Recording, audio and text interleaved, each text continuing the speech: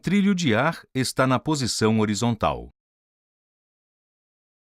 Isole o carrinho e coloque todas as forças não desprezíveis que atuam sobre ele quando ele está em repouso. Isole o carrinho e coloque todas as forças não desprezíveis que atuam sobre ele quando ele está se deslocando entre as extremidades do trilho de ar. Calcule a aceleração do carrinho quando ele está se deslocando entre as extremidades do trilho de ar. Oi, Bruna. Oi, professor. Hoje nós vamos analisar o movimento desse carrinho que está sobre o trilho de ar horizontal. Mas por que isso chama trilho de ar mesmo? Porque nele existe um colchão de ar que impede o carrinho de tocar a superfície do trilho. Só há contato entre a superfície do carrinho e o colchão de ar. Observe a ação do colchão de ar.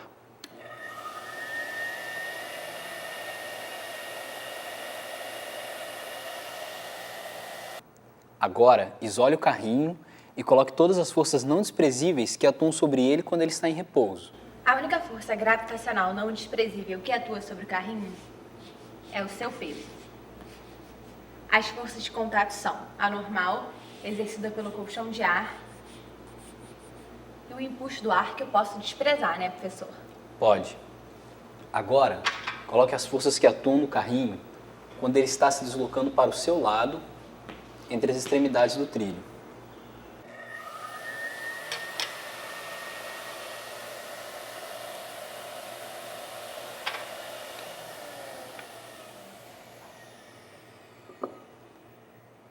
A única força gravitacional não desprezível que atua sobre o carrinho é o seu peso. As forças de contato são a normal, exercida pelo colchão de ar, a força que empurra o carrinho para o meu lado, a força de atrito entre o carrinho e o colchão de ar e a força de resistência do ar. Só que a força de resistência do ar e a força de atrito entre o carrinho e o colchão de ar eu posso desprezar, né? Pode. Bruna, você disse que essa força era de contato, mas só o ar está em contato com o carrinho. Então, quem ou o que está exercendo essa força? Mas se a força F não é uma força de contato, eu não sei quem exerce uma força sobre o carrinho. Não existe nenhuma força empurrando o carrinho para o seu lado. Essa ideia que as pessoas têm de que para um corpo permanecer em movimento ele precisa ser constantemente empurrado está errada. Até porque, no nosso caso, o carrinho permanece em movimento e não tem nenhuma força empurrando ele, né? Entendi.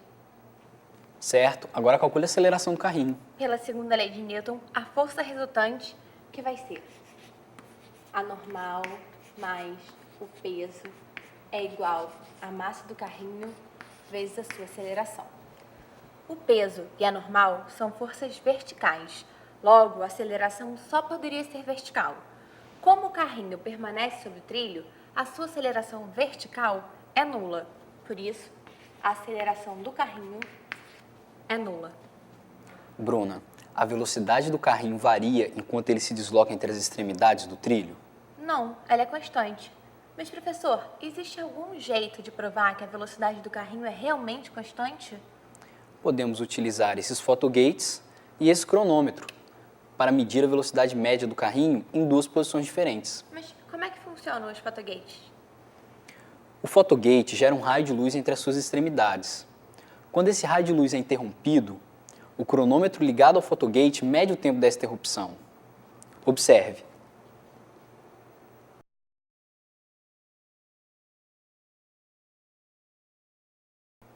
Esse cronômetro mede o tempo de interrupção desses dois fotogates. E por que a medida desses tempos permite que a gente encontre a velocidade média do carrinho? Observe novamente.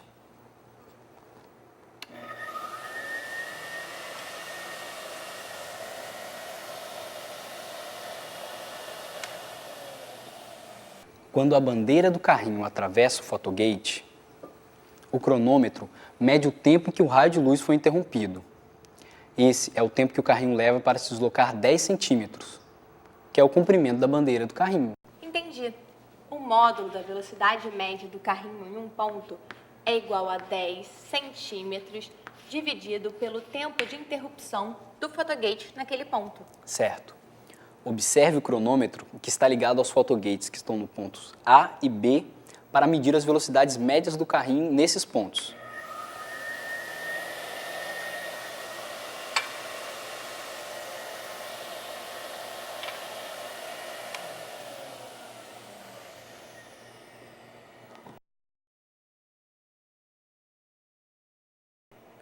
Os tempos em A e em B são iguais. Logo, as velocidades em A e em B também serão iguais. Em um referencial inercial, se a força resultante que atua em um corpo é nula, ele permanece em repouso ou em velocidade constante, quer dizer, em movimento retilíneo uniforme. Professora, a lei da inércia vale sempre? Não, ela só vale para referenciais inerciais. Ué, mas a Terra não é um referencial inercial? Não, a Terra não é um referencial inercial, porque nela um corpo tem aceleração mesmo quando a sua força resultante é nula. Não entendi. Nós não acabamos de medir a aceleração do carrinho quando ele se desloca entre as extremidades do trilho e verificamos que ela era nula? Só é possível detectar a real aceleração do carrinho utilizando instrumentos mais precisos. Podemos dizer que no caso desse experimento, a Terra se comporta como se fosse um referencial inercial, porque a aceleração é imperceptível. Eu não estou entendendo isso direito. Você só vai entender isso direito quando estudar as leis de Newton para referenciais não inerciais numa disciplina mais avançada de mecânica. No momento, o que eu posso te dizer é o seguinte: quando a aceleração de um corpo que não é criada pela força resultante for desprezível, a Terra poderá ser considerada um referencial inercial. Entendi. Por hoje chega? Chega. As forças não desprezíveis que atuam sobre o carrinho quando ele está em repouso são o seu peso e a normal exercida pelo colchão de ar. As forças não desprezíveis que atuam sobre o carrinho quando ele está se deslocando entre as extremidades do trilho de ar são o seu peso e a normal exercida pelo colchão de ar. A aceleração do carrinho quando ele está se deslocando entre as extremidades do trilho de ar é nula.